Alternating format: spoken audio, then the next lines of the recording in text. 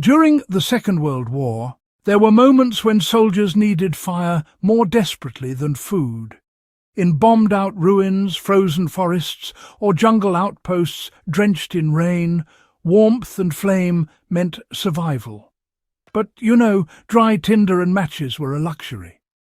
Gasoline was everywhere, but it burned too fast. Violent, unpredictable, and dangerous in confined spaces.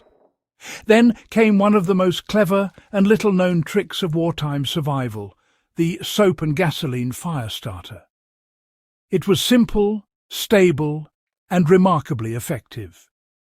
With it, soldiers could carry a controlled fire source in their pockets that could ignite under almost any condition. How desperation led to the creation of a stable fire source. In both the European and Pacific fronts, soldiers faced the same problem. Everything was wet. Whether slogging through snow-covered fields in France or tropical jungles in Burma, keeping a fire going long enough to cook, dry clothes or melt snow for water was nearly impossible. Gasoline from vehicles and generators was plentiful, but it was far too volatile to use safely as a fire starter. Just a few drops could explode into flame and vanish in seconds, often scorching equipment or burning skin. The solution came from field improvisation, combining bar soap with gasoline to create a slow-burning gel. This crude but effective mixture transformed a dangerous liquid into a semi-solid paste that burned steadily even on damp surfaces. It was discovered by mechanics and engineers who noticed that when gasoline was mixed into soap shavings, it thickened into a wax-like material. Once hardened slightly, this concoction could be shaped, stored, and ignited when needed. It became the forerunner of what later evolved into napalm and modern fire gels. But in the field, it was a soldier's best friend, a fire starter that worked anywhere, anytime. How the soap and gasoline mixture worked and why it was so effective. The secret to this mixture's success lies in chemistry. Soap is made from fats and alkalis, which naturally bind to oils and hydrocarbons like gasoline. When combined, the soap's structure traps the fuel in a semi-solid matrix. This thickened gel burns slowly because the gasoline isn't free to evaporate all at once. It's released gradually as the soap melts. The result is a small, controlled flame that lasts several minutes, hot enough to dry wet wood, ignite kindling, or boil a mess tin of water. Soldiers, they learned to make these small pucks or lumps of the mixture and carry them around in tins or wrapped in wax paper. Just a thumb-sized piece, believe it or not, could start multiple fires. When you ignited it with a spark or match, the gel would produce a steady, clean flame that clung to surfaces. It didn't blow out easily, even in those high winds. For soldiers freezing in the Ardennes or stranded behind enemy lines, this little trick was, a lifeline. It burned longer than rags soaked in fuel and was far safer to transport than liquid gasoline. So, how do you safely recreate this wartime trick today? For survivalists, campers, or anyone interested in practical wartime methods, this technique still holds immense value. The key is to focus on safety and control, because gasoline, as you might expect, remains dangerous if handled carelessly. To make the mixture safely, start with a bar of hard soap. Plain laundry soap, or any unscented type, works best. Using a knife or grater, shave the soap into fine curls and place them into a metal container, like an old tin can. Slowly add small amounts of gasoline while stirring gently with a stick or spoon. The mixture will begin to thicken as the soap absorbs the fuel. You just continue stirring until it takes on a paste-like consistency, similar to thick grease.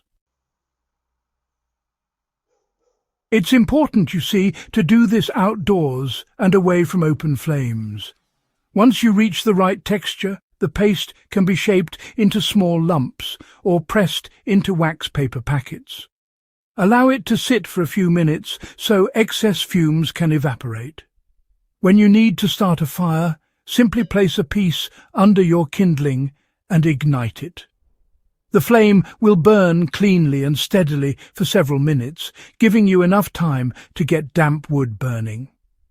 This mixture can be stored for weeks in a sealed container, and unlike pure gasoline, it won't leak or evaporate as quickly. These days, you know, modern preppers and off-grid enthusiasts have rediscovered this technique, often using it as a low-cost alternative to commercial fire gels. In survival training, it's considered, honestly, one of the best field-made ignition aids for wet or windy environments. Some folks even substitute other hydrocarbons like kerosene or lamp oil for a slightly milder burn. But the concept remains unchanged from the 1940s. It's still a simple, effective way to control fire without depending on factory-made products. So, why does this forgotten trick deserve attention today?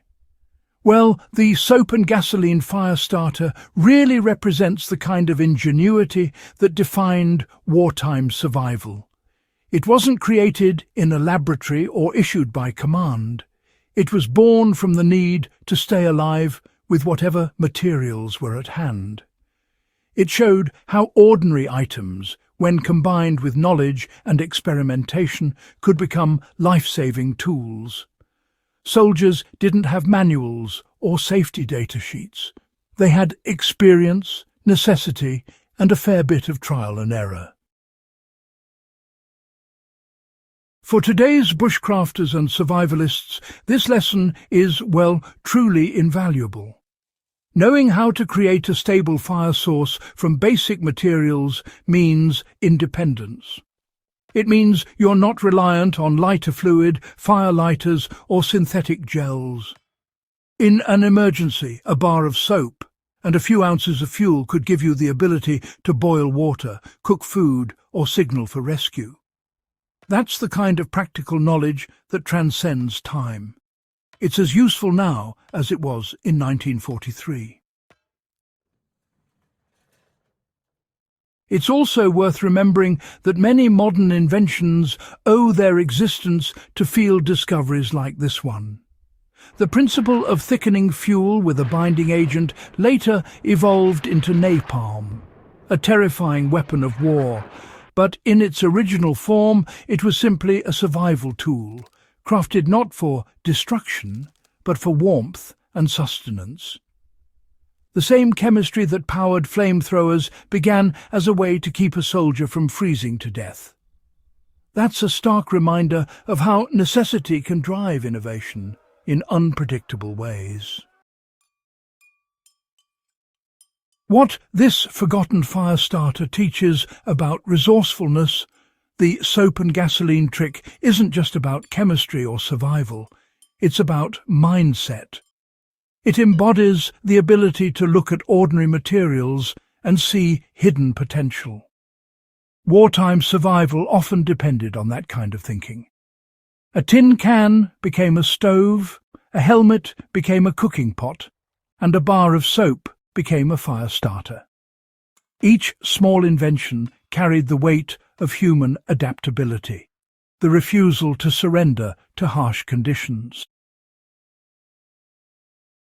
For anyone learning self-reliance or historical fieldcraft, this trick remains one of the best examples of how to turn limited resources into long-lasting solutions. It's a piece of lost knowledge worth preserving, because in times of crisis, it's often the simple, forgotten methods that prove most effective. If you found this exploration of forgotten WWII ingenuity valuable, make sure to subscribe to Backyard Wisdom. Share this video with fellow history buffs, preppers, and off-grid enthusiasts who appreciate the lessons of the past. Every week, we uncover real survival wisdom from history. Tools, tricks, and forgotten knowledge that remind us how human creativity can overcome anything, even the coldest night or the darkest hour.